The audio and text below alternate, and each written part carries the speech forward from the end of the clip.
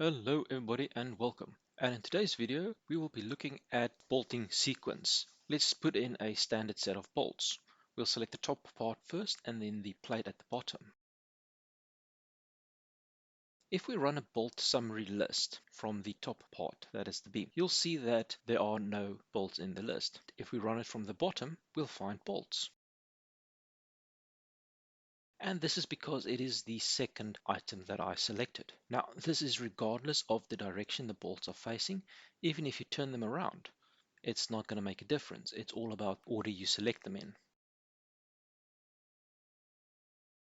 Now, let's repeat this process, but with multiple plates. You'll find that it doesn't really matter which plate is selected first or last. All that is important is the second item.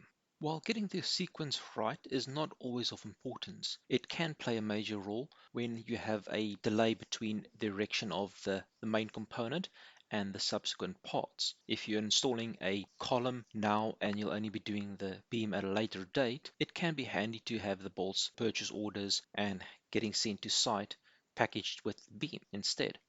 In general, it is just good practice to always keep your sequence in mind and have your second part always be the secondary part.